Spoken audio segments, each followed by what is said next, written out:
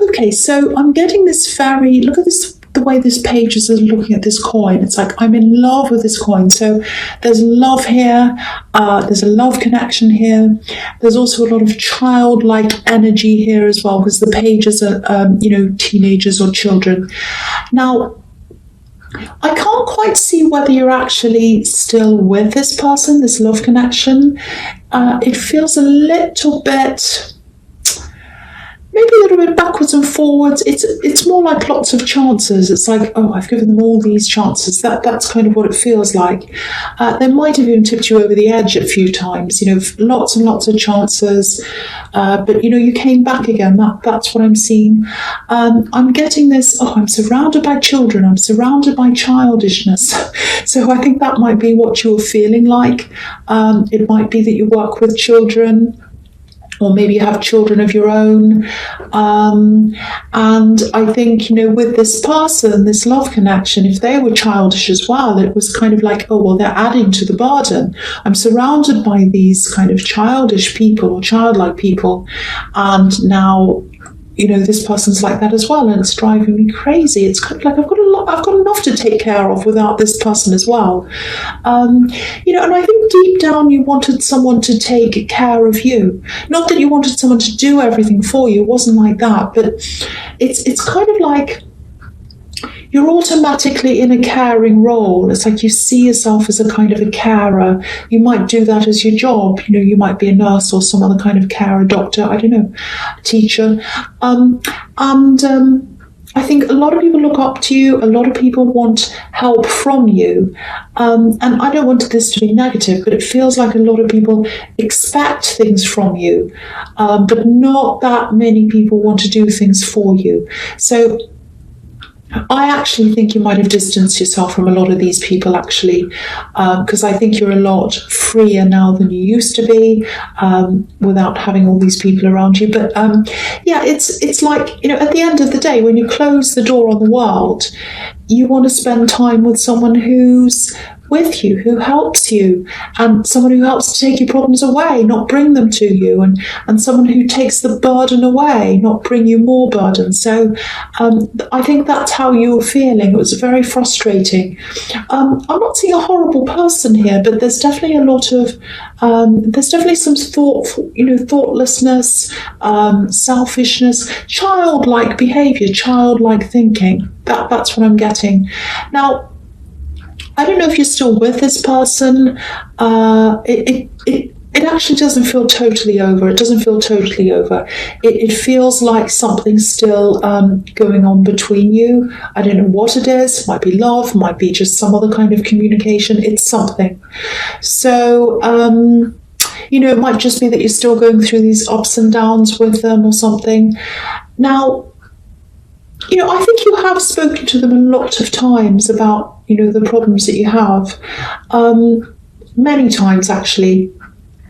Now, okay, so I'm seeing this lots and lots of little issues, and there's one main one. And so I think you're having a conversation, or you're going to have a conversation that's coming up, and you're going to kind of have to approach this in a different way, because I think you've tried to approach something with them a lot of times and you didn't really get anywhere. So I think at this time you're kind of thinking, okay, I'm going to approach them in a different way. I'm not sure where you are with this, because I keep on... Yeah, it feels like it's in the past, but it feels like it could be now. And maybe that's because there's a backwards and forwards, so I can't quite see where you are with this. But it's a different approach. You're thinking about this different approach. So that's what I'm seeing in that. So either you've spoken to them or you're still thinking about that. I'm not sure where you are. Okay. The next card you have for your past is the Two of Swords.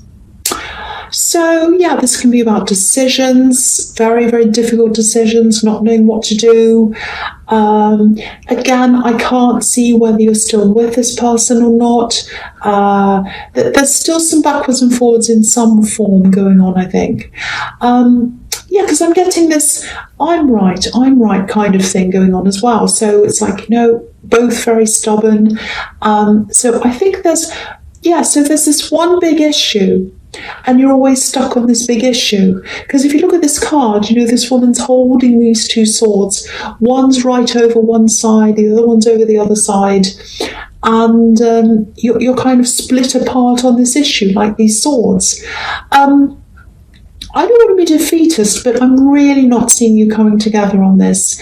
And they're stubborn. They're very stubborn. But I have to say, I think you are as well. Yeah, they're not going to move on this. You know, this woman's forming a cross in front of her heart. So they're very closed off to this issue. I don't know whether you want to stay with this person or whether you want to resolve things with them or what you want to do, but whatever happens, I'm not seeing them changing their mind. I have to say that. I'm not seeing them changing their mind. So, you know, these swords look really heavy as well. This woman's holding them up, and you know, she can't hold them up like this forever. So if this is about you, I think you're just going to have to leave this issue, you know, drop your swords, leave the issue, and kind of try and move forward in some way, whether that's with them and just putting up with something, or whether you kind of move on. But maybe that's not what you want to hear, but that's what I'm seeing. I have to tell you, lots of stubbornness, they're not moving on that. That's what I'm seeing in this card. Okay, so the last card you have, you pass the Eight of Cups, yes. Okay, so obviously this is about walking away. I don't know. Yeah, see, the thing is, I know this is in the past, but I'm finding myself using the present tense all the time. So it feels immediate to me. It feels like it's happening now. So again, I don't know whether you've done this, been through this, had this conversation or whatever, or whether you haven't quite done this yet. It's very mixed to me in the tenses. I don't know where it is, but yeah.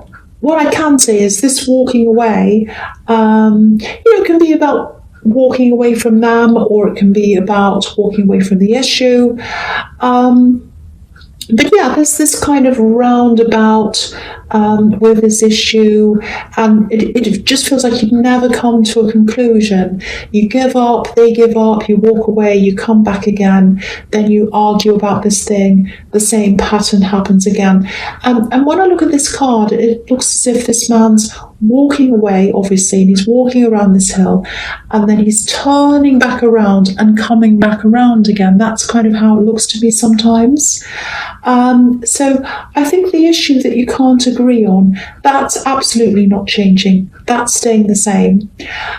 It's quite infuriating for both of you, actually. But, I think you just keep on coming back together. It's like, despite this big issue that you have, you're drawn to each other. You really are. That's what I'm seeing. Very difficult to kind of fix something like that. So the first card you have, your presence, the Five of Cups. Yeah. Again, I keep on seeing this situation again. You walk away, you end up feeling a bit like this poor man in this Five of Cups. You both do, actually. And, you want to walk away, but then you leave this bridge opened, like the bridge on this card, and you're drawn together. You keep on walking back over this bridge toward this person. They do as well. You're really either going to, get over this, whatever this difference is, one of you, or both of you, or either of you, I should say, or, What I'm trying to say is, I know this is really difficult. I'm just getting really, this is really difficult to articulate. So you're either going to have to stay together and one of you is going to kind of give in to the other one, or you're going to have to walk away, because they're not going to change their position. You're not going to change your position either. That's what I'm seeing. But you're really, really struggling to walk away, the two of you, because you both love each other, and that's why this bridge is here, because you keep on coming back over this bridge. Okay, so I hope that makes better sense than the way I was trying to explain it before. Okay, so yeah, I'm just getting this a little bit of a warning here as well. Just be a bit careful of changing your position for this person if it's on this big issue. I know give and take is really important, but whatever this is, it's a big, important thing. It's not a small thing. It's not about forgetting to pick up your clothes or something. This is a really big issue, very big for both of you. And you both truly believe you're in the right. And it's not just I'm right for the sake of it. It's like, I know that I'm right because if I change my position on this, it's going to be the wrong thing for us. It's going to be a disaster. You both think if you do what the other one wants, it's going to be terrible for the two of you. That's what I'm seeing. It's a big thing. You're not just stubborn for the sake of it. They're not just stubborn for the sake of it. That's what I'm seeing. So I'm getting this really clear message. Don't change for the sake of a relationship. I think you'll start to feel quite resentful if you do that. But, I wish I could tell you what the answer is. It just feels like that old saying, can't live with them, can't live without them. Okay, I'm just seeing this as well. I don't know if this applies to you, but if this issue is about moving, if someone wants you to move away to be with them, especially if it's far away, just be careful around that. I'm not saying don't do that. I'm just saying go into it slowly, maybe visit, stay there for a while if you can, because I keep on seeing resentment that might happen in the future, and there's this feeling of being made to compromise. So don't rush into anything like that. If someone's asking you to move away with them or travel with them, and live somewhere permanently or something like that, whatever it is, be very, very careful about making that decision. So that's what I'm seeing now. Okay, so the next card you have your presence, the Eight of Wands. I'm sorry I'm getting a little bit stumbling on this. I'm trying to explain this. All right, so, I think apart from this issue that keeps going around and around with this person, when it comes to other areas of your life, you're extremely focused. You're determined, you want to live your life in a certain way, you have goals, you're moving toward those goals, and I think I'm also seeing cutting some people out. And I think you might have cut some people out or removed yourself from those people to help you to move forward. I'm seeing an incident here, and I think this really brought this home to you, that you had to cut these people out to be able to move forward. And yeah, this is an incident that really separated the people who say they're there for you from the people who are truly there for you. Really separated those two groups for you. There's one specific person, and it feels like it feels like they wanted to control you, but they were hiding that under behind advice or something like that. I don't think you asked for this advice. It just feels as if they pushed this onto you, and other people were there as well, around this as well. And I think when you said no to them, obviously they weren't happy with that, but and they caused all kinds of problems, and there was lots of drama. But I think now you're moving ahead with what you want to do. You know exactly where you want to go. These wands look a bit like arrows, kind of shooting in one direction. So you know where you want to go. You have a pinpoint focus of what you want to do. You've got these specific goals you're aiming for. And the other thing about this card is there are no people here. So there are no people in your way, no people bothering you. And, you're quietly determined anyway, usually, to get what you want. But this really feels like a really determined cutting off here. And I think whoever this is, they know what they've done. They know you're not happy with them, and they know you've cut them off. Because I think in the past you've kind of distanced yourself from people who you're unhappy with. But with this person, you've cut them off. They know that, you know that. It's quite clean cut. So the last card you have your presence, the Wheel of Fortune. So, I think a lot of your fortunes are starting to kind of go really well for you, turn in the right direction, like this big wheel. And yeah, this is showing me that you were right. You did the right thing to cut these people off. Because it feels like you were really carrying this kind of heavy load around with you with these people. People who could tell you, who thought they could tell you what to do, and I think just dealing with these people and having to defend yourself against them, and even just having to be around them, it just felt like a big weight was on top of you. I'm really feeling this weight. It feels really, it's this heavy feeling. It feels like a heavy feeling in your stomach. And I think it's like, oh, I have to see this person again. Oh, I have to deal with this person again. I feel so heavy.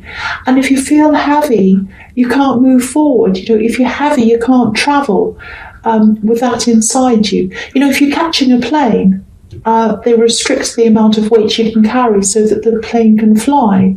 And yeah, I think now you can fly. Now that you don't have that weight around you, you're flying like these arrows, like these wands in the Eight of Wands. Yeah, speaking of planes, I'm actually seeing some travel that might be ahead of you, but it feels quite independent. So you might be traveling on your own, maybe to see someone. And yeah, this is funny as well. I'm seeing something else here. You're clearing things out, or clearing things out of cupboards, cleaning things out of drawers and rooms, and I think that's helping you to fly as well. To fly high, to do what you need to do. It's like this clearing away, getting away with the old, getting rid of the old energy, so that you can be lighter. So I actually think it's kind of like preparing for next year. I think, because I think the next year that's ahead of you, 2020, it's going to be a really special year for you, and I think you're really going to show people what you can do next year. Okay, I'm just getting this as well out of nowhere. Making things, constructive things, constructing things. So you might be doing something around that. I don't know if it's a business. I don't know if it's something you're going to be working on, constructing, building, or making. It's something like that. And you're going to have the freedom to be able to do that thing that you want to do. You didn't have that before. Now you've dropped these people. You're going to be able to do this thing. That's what I'm seeing. I hope that makes some kind of sense to you. Okay, so the first card you have, you features the Five of Pentacles. Okay, so just looking down at this row, these three cards, they kind of go together. So I'm going to talk about them at the same time, all three of them. So, okay, so this is a really interesting sequence with these three cards. Okay, so I think this is about perception, the perception you have of someone and the perception that they have of you. I think this might have something to do with this love connection and this big issue, this big problem that you have between you, and you can't quite solve this problem. I'm getting this feeling that one of you worries a lot more about money than the other one, and one of you is probably a bit more careful with money, and maybe one of you carries more of a money burden around with you than the other one. It might even be that one of you earns significantly more than the other person, because you've got the Two of Pentacles, and that can be about a money imbalance between two people. Now, because I was seeing a bit of childishness coming from them, and maybe I shouldn't say this, but I will anyway. Virgos are usually quite well organised when it comes to money and other things in their lives as well. So I think it might actually be them that's a little bit more irresponsible with money. And it might be that the issue is actually about money, or it might just be that you're worried about the financial implications of doing something or going somewhere.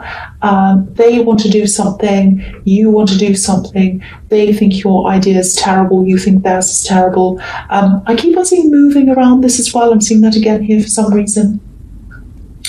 It's a little bit like you're worried that you're going to end up like these poor people in the Five of Pentacles. And, you have the burden of all the juggling here, juggling the finances, like the Two of Pentacles.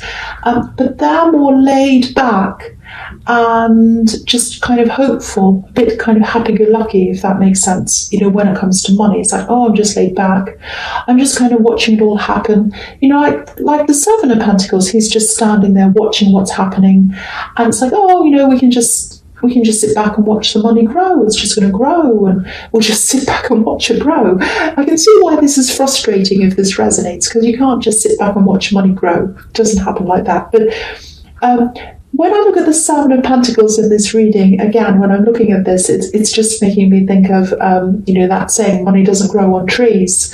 Maybe that's what they think. But so yeah, there's a big difference between the two of you, and the way you see money, and I think you also have other people depending on you as well. I've seen dependence in the Page of Pentacles, so that kind of makes you a lot more responsible as well, if that resonates with you. So yeah, I think if this is you, I'd really love to be able to advise you on what to do about this, but it's very difficult. You've got the practicalities on one side, with money, and emotions, you know, how you feel about them on the other side. And you do have a lot of feelings for them. They do you too, because you keep on coming back together. You know, in the middle of all this, you've got these two very, very different attitudes toward money, and you've got this big issue in between you as well that you won't budge on, and they won't budge on. So the only thing I can think of, for now at least, is keep your finances separate if you can. And again, if this is about going away or moving to somewhere far away with them, I keep on seeing that for some reason. Definitely test things out first. Don't commit to anything that's, you know, going to make you feel resentful, or, you know, anything that's going to send you back into that cycle of going around and around again. Okay, so I know this is really specific as well, and I wish there was a cleaner ending, but this is what I'm seeing.